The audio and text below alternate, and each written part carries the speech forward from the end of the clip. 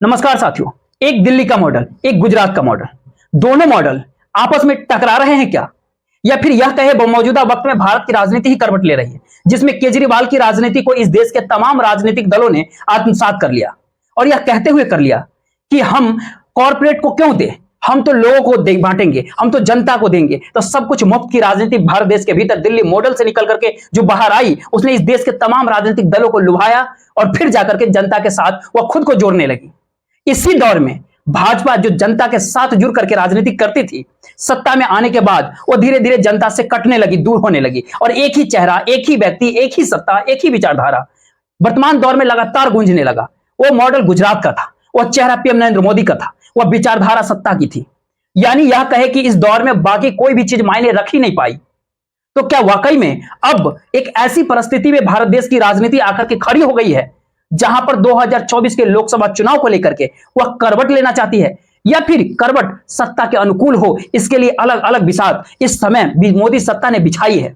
या फिर अब उस कटघरे में कोई और शख्स दूसरा नहीं बल्कि अरविंद केजरीवाल साहब खड़े हैं, आम आदमी पार्टी के शीर्ष नेता।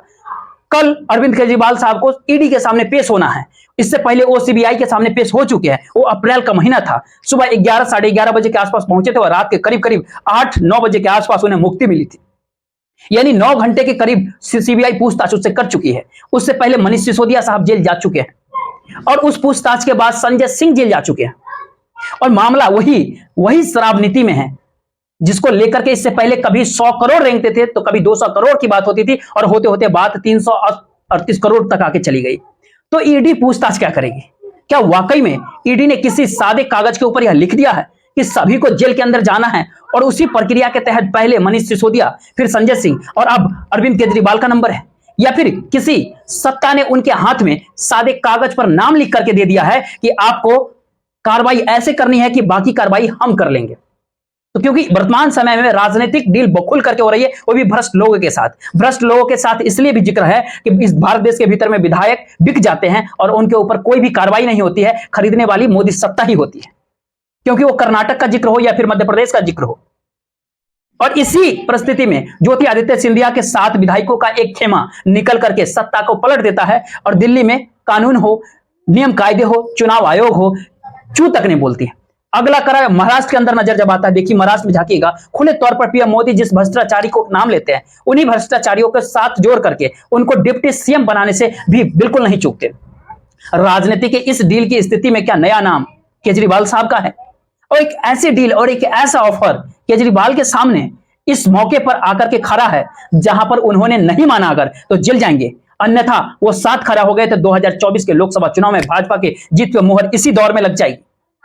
यह सिर्फ कयास है, यह सिर्फ हवाई बात है, यह सिर्फ कल्पना है, लेकिन एक पल के लिए भारत देश के उस राजनीतिक जमीन को जरा आप पकड़ करके अब चलने की कोशिश कीजिएगा, जहां पर सवाल यह है कि वाकई में अदालतों में जो हो रहा है, जांच एजेंसियां जो कर रही है, उसके बाद कौन सा रास्ता बचता है इस देश के भीतर में राजनीतिक करने वालों के लिए, अगर वह राजनीतिक के उस मुहाने पर जाकर खड़े हैं जहां से राजनीतिक सत्ता किसी के पास आ सकती है या फिर किसी के हिस्से में नहीं आ सकती है। तो क्या केजरीवाल साहब उस मुहाने पर आकर के अब दिल्ली और पंजाब में जीतने के बाद और दिल्ली नगर निगम पर भी 104 सीट जीत करके उन्होंने यह दिखा दिया कि उनकी ताकत भाजपा हो या फिर मोदी का चेहरा ही क्यों ना हो उससे हट करके है? या फिर इस समय में भारत देश की राजनीति को एक पल के लिए 2011, 12, 13 के अंदर उन परिस्थितियों से निकालना होगा जो कि टकराव दिल्ली मॉडल और गुजरात मॉडल का है? इस बात का जिक्र बार बार किया जाता है कि आरएसएस पीछे हो, इस बात का जिक्र बार बार किया जाता है कि आरएसएस के लिए केजरीवाल एक सॉफ्ट कॉर्नर है। इस बात का जिक्र खुले तौर पे किया जाता है। अरविंद केजरीवाल साहब प्रधानमंत्री मोदी को कितने भी निशाने पे ले लेकिन संघ को लेकर के वह निशाने पे लेने से कतराते हैं, बच जाते हैं। और इस बात का भी जिक्र खुले आम होता है कि अगर कांग्रेस के वोट बैंक में अगर मंडल आयोग की रिपोर्ट या फिर मंडल के आंदोलन के बाद से जो सिंध, बिहार और यूपी के अंदर लगी, उसके बाद केजरीवाल की राजनीति जो आंदोलन से निकल करके आई थी, उसने उस तबके को भीतर से हिला दिया जहां एक तरफ कांग्रेस मध्यम तबके को और शहरी तबकों को अपने साथ लेकर के चल रही थी।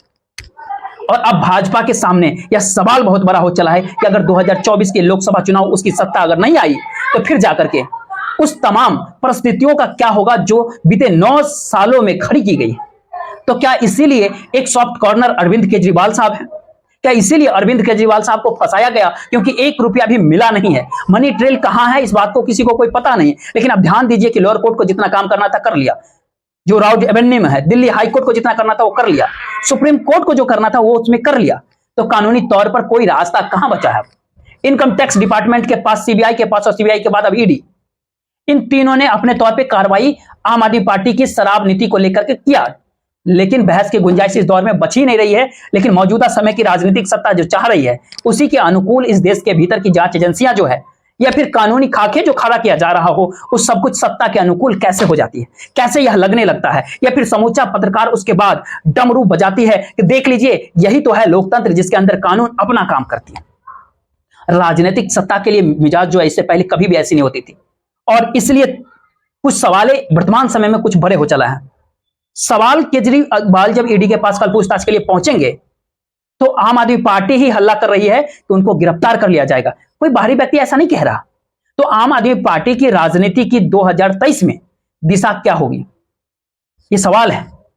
फिर अगला सवाल होता है कि ईडी जो भी पूछताछ करेगी कल, अगर उसके बाद वह गिरफ्तार कर लेती है तो इसका एहसास भारतीय राजनीति के समझने वाले हर किसी शख्स को होगा कि अगर केजरीवाल जेल पहुंच गए तो वह कहीं बड़े नेता को वहां से होकर के निकलेंगे और उनकी राजनीति फड़ेंगे।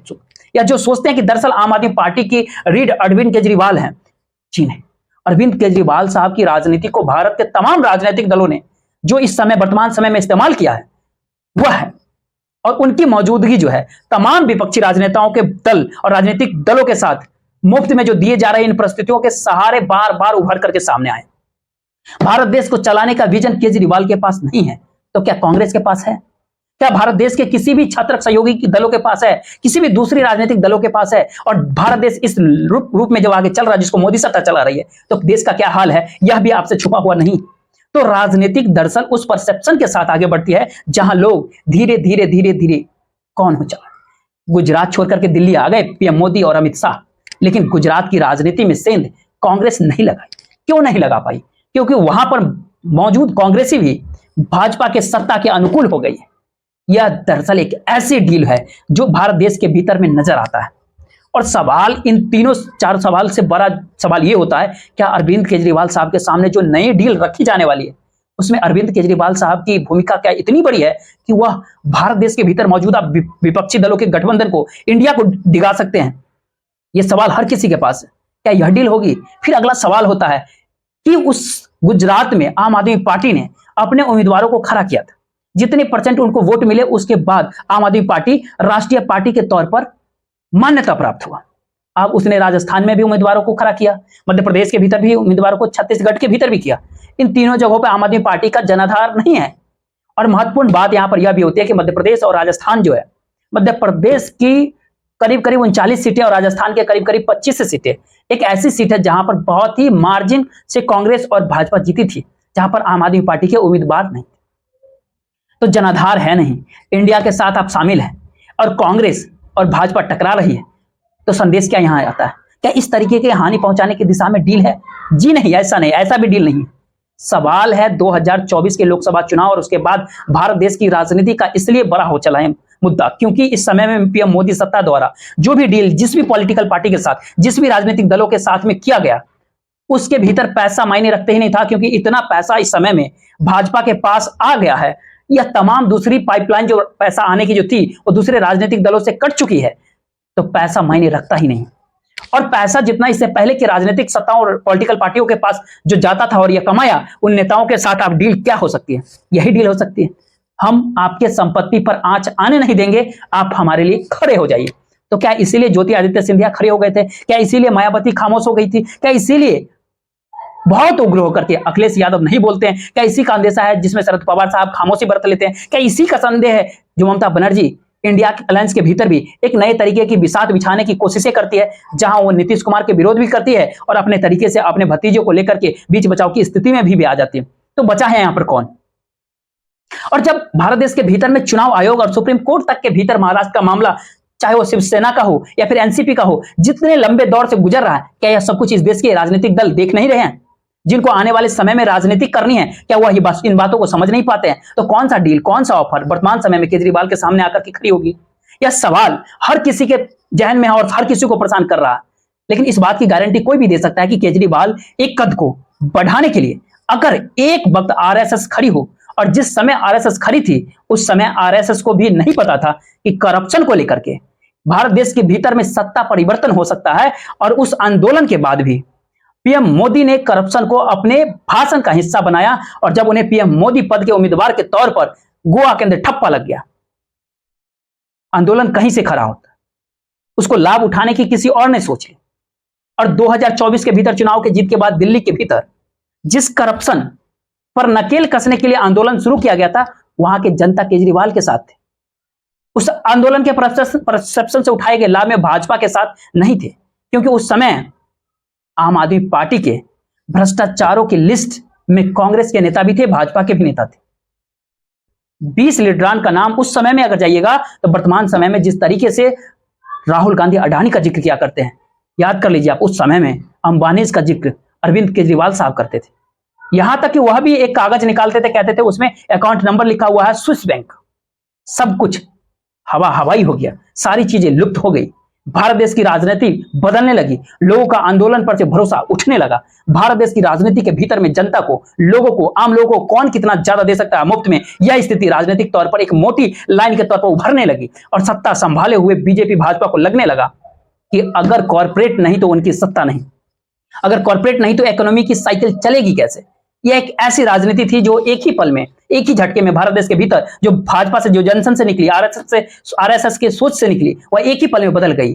और दूसरी तरफ कांग्रेस 5 साल लग गए इस बात को समझने में कि जनता से जुड़े बगैर विपक्ष की राजनीति कर नहीं पाएंगे। और 2019 के बाद से उसने जो रफ्तार पकड़ी, और लगातार रफ्तार पकड़ते पकड़ते राहुल गांधी जिस भारत जोड़ो यात्रा पर निकलते चले गए, और जो मान्यता उनके साथ जुड़ती चली गई, उसके भीतर बड़े बड़े कद्दावर नेता जो अपने तौर पर खुद को इतने ताकतवर समझते थे कि एक वक्त वो राहुल को साथ जाने के लिए तैयार नहीं थे, इस बात को सब समझ गए। अब अगर साथ नहीं खड़े होंगे राहुल के साथ तो उनकी पार्टी को वोट कौन देगा। तो इस तमाम स्थिति मंडल के साथ निकली हुई पॉलिटिकल पार्टी के साथ आकर खड़ी हो गई। उधर शरद पवार के साथ खड़ी हुई शिवसेना के पास आई, शिवसेना के पास के बाद राहुल गांधी, ममता बनर्जी के पास आई, तमाम नेताओं के पास आई। इसका एहसास उत्तर प्रदेश में भी है।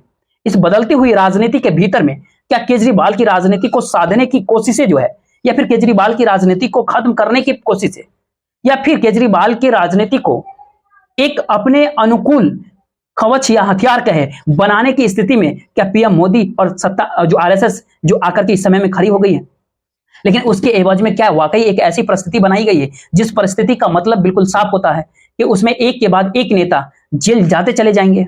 दरअसल यह एक ऐसा मोड़ है भारतीय राजनीति के अंदर जिसके भीतर पहली बार डील जो है साख को लेकर के, क्रेडिबिलिटी को लेकर के, जिस साख और क्रेडिबिलिटी को लेकर के आश्रय आम आदमी पार्टी खड़ी हुई, उस आम आदमी पार्टी के जो स्तंभ थे, पिलर थे, उसमें मनीष सिसोदिया का नाम आप ले लीजिए, उसमें आप संजय सिंह का नाम ले लीजिए, दोनों आज के डेट में जेल के भीतर है। और यह सवाल लगातार बड़ा होते चला गया, क्या इस देश की अदालत और जांच एजेंसियां दोनों सरकार से मिल चुकी है? क्या वाकई में कुछ भी ऐसे आरोप नहीं है जिसका जिक्र आम आदमी पार्टी करती आई है, या फिर इतने लंबे समय तक जिसकी बात की गारंटी अब हो गई है कि 2024 के लोकसभा चुनाव से पहले ना संजय सिंह जेल के बाहर आएंगे और ना ही मनीष सिसोदिया जेल के बाहर आ पाएंगे। तो क्या तीसरे तौर पर डील के ऑफर के साथ इस अपराध को भी जोड़ा जाएगा कि जेल में 2024 के चुनाव तक अरविंद केजरीवाल साहब को भी जाना पड़ेगा, और 2024 के चुनाव में जब बीजेपी जीत जाएगी तो उसके बाद की भारत की राजनीति का कौन सा नया रंग होगा, कौन सा नया रूप होगा, यह आपको बताने की जरूरत है भी नहीं। तो जरा कुछ उस फहरिस्त को देखते हैं, और इस फहरिस्त का मतलब यह होता है कि इस तथ्य के साथ जुड़ा हुआ होता है, और इन तथ्यों को सामने रखने की बात जब करते हैं, और इसमें इस बात को समझ जाइए आप कि जिस ताकत का एहसास आम आदमी पार्टी केजरीवाल या फिर डील और ऑफर के सजा, इस बात को लेकर के हो रहा है जिक्र, उसके साथ इस तथ्य को जरा साथ में लेकर के आगे बढ़िए तो आखिर में होते होते आपके सामने क्या बचेगा। देखिए, भारत देश की राजनीति के भीतर ऐसा पहली बार संसद के भीतर सत्ता के लिए इतनी महत्वपूर्ण हो गई है कि संविधान की व्याख्या करने वाली सुप्रीम कोर्ट भी कोई भी मायने नहीं रख रही है। वह सुप्रीम कोर्ट जो दिल्ली सरकार को ताकत देती है, चुनी हुई सरकार को कह करके उसी ताकत को धाराशाही उसी संसद के भीतर में किया जाता है, जिस संसद के भीतर में जिसे चाहे जब चाहा बर्खास्त किया, निलंबित किया। ऐसा इससे पहले कभी भी नहीं था। कि जरा सत्ता की ताकत का वर्तमान एहसास आपको होना चाहिए। आंकड़े इसलिए भी बता रहे हैं कि मनमोहन सिंह की जब सरकार थी, उन्होंने 18 विपक्षी राजनीतिक दलों के सांसदों को 10 साल में निलंबित किया, और महत्वपूर्ण बात यह है कि 18 अगर विपक्ष के थे तो 25 खुद के भी सांसद थे, यानी 25 कांग्रेसी सांसद भी थे, जिसको निलंबित मनमोहन सिंह की सरकार में किया गया। पीएम मोदी की सरकार आई, सत्ता पलटी, इस समय में एक भी भाजपा का सांसद निलंबित नहीं हुआ और 141 विपक्ष के सांसद निलंबित हो गए, जिसके में कांग्रेस के सांसदों को कई कई बार निलंबित किया गया। सबको जोड़ दीजिएगा तो ये 53 सांसद जुड़ जाएंगे, यानी गौरव गोगोई को 2015 में किया गया, 2017 में किया गया, 2020 में कर दिया गया। अधीर रंजन चौधरी को 2017 में किया गया, 2023 में किया गया। रंजीत रंजन को 2015 में किया गया, 2017 में किया गया। एनके राघवन को 2020 में किया गया, 2022 में कर दिया गया। इसी तर्ज पे जब संजय सिंह का भी जिक्र अगर कीजिएगा, जो आम आदमी पार्टी के, जो 2020 में किया गया, 2022 में किया गया, 2023 में किया गया, 16 टीएमसी के 2020 में, 2022 में, उनका पहला संदेश जाता है कि संसद हमारे हिसाब से चलेगा। और जब संसद चलेगी तो नौकरशाह क्यों नहीं चलेगा, जांच एजेंसियां क्यों नहीं चलेगी, और इस देश का फैसला सत्ता के अनुकूल क्यों नहीं होगा? जबकि ये सवाल तो होना नहीं चाहिए। ये बिसात है 2024 और उसके बाद की राजनीति की राह दिखाती हुई बिसात है। दूसरी बात यहां पर अगर करें तो वर्तमान समय में अगर आप ध्यान देखिएगा तो अप्रैल के महीने में जब केजरीवाल से जब सीबीआई पूछताछ की थी 9.5-10 घंटे, उससे पहले जो लोअर कोर्ट थी वो लगभग 10 बार मनीष सिसोदिया को बुला करके घंटों घंटों पूछताछ, फिर हिरासत में सारा काम कर लिया। हाई कोर्ट में भी चले गए 28 फरवरी को, और उन्होंने यह कहा था कि जी नहीं, सुप्रीम कोर्ट में गए थे उससे पहले, सुप्रीम कोर्ट ने कहा हाई कोर्ट में जाइए, तो हाई कोर्ट में चले गए और हाई कोर्ट भी जुलाई तक खींचते रही। लेकिन फिर सुप्रीम कोर्ट जो अगस्त से शुरू किया, वो अक्टूबर के महीने आते आते मैसेज क्लियर तौर पे, साफ तौर पे दीवारों की तरह लिख दिया कि आपको जेल के अंदर रहना है 2024 के चुनाव तक। 2024 के चुनाव की एक लाइन खींच लीजिए, अप्रैल मई का वो समय 2024, भारत देश की राजनीति में जो इस समय जो जेल के भीतर में है, वो बड़ा नेता कैसे बनेगा? वो चुनाव लड़ेगा। और क्या अरविंद केजरीवाल साहब सांसद का चुनाव जेल से लड़ लेंगे? क्या मनीष सिसोदिया जेल से लड़ेंगे? क्या संजय सिंह भी जेल से चुनाव लड़ेंगे? ऐसा हो सकता है? ये बिल्कुल भी संभव है। लेकिन चुनाव लड़ने के लिए आम आदमी पार्टी जेल के भीतर रखे गए नेताओं को लोकसभा के चुनाव में उतार देंगे, जो उतारेंगे ही, और जेल से जो पार्टी चुनाव लड़ेगी वो जीत जाएगी। पहली डील ऐसा है क्या? आपकी सत्ता बची रहेगी, लेकिन 2024 के लोकसभा चुनाव में कोई बाधा विघ्न आपको नहीं डालना।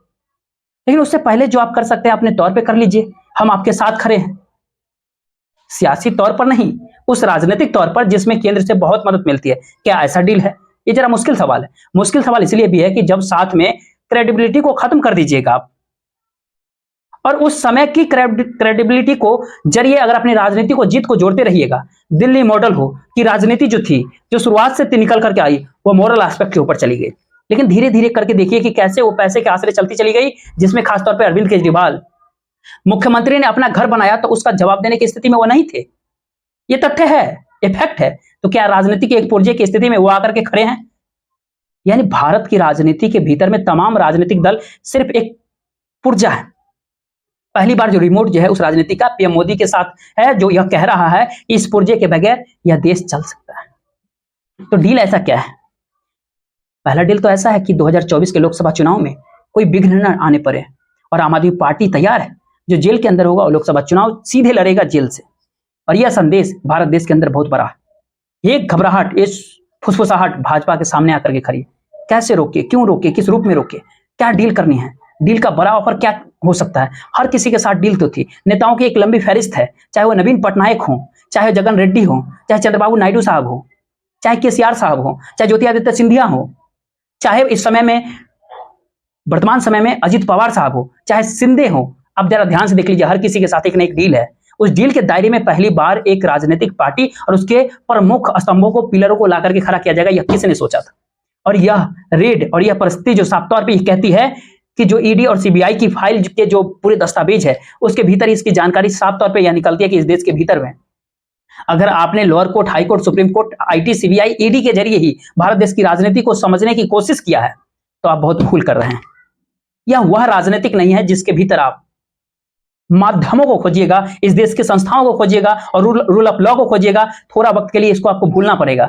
लोगों से जुड़ करके अपनी क्रेडिबिलिटी को बनाने का जो आखिरी दाव था, उसको आज अरविंद केजरीवाल साहब ने, जो एमसीडी के भीतर 5,000 कर्मचारी थे, जो कच्चे कर्मचारी थे, उसको पक्का कर करके वह निर्देश साफ तौर पर दे दिया कि हम लोगों के साथ जुड़े हैं, और यहीं से भाजपा की परेशानी शुरुआत हो गई।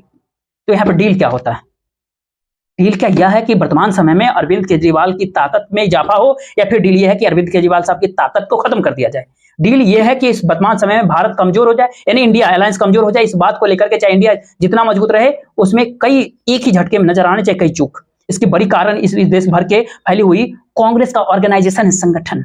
आम आदमी पार्टी का ऑर्गेनाइजेशन देश भर में नहीं है, वो धीरे धीरे फैल रही है। अरविंद केजरीवाल धीरे धीरे फैला रहे हैं, लेकिन पहली बार भारत देश के अंदर मौजूदा सत्ता के भीतर में एक ऐसी सौदेबाजी नहीं हुई तो राजनीतिक तौर पर उनको ठीक उसी तरीके से अनिश्चित काल के लिए निलंबित किया जाएगा, जैसे संसद के भीतर से राघव चड्ढा को निलंबित किया जाता है और सुप्रीम कोर्ट सिर्फ यह कहकर के चुप हो जाती है कि ऐसे नहीं चलता है।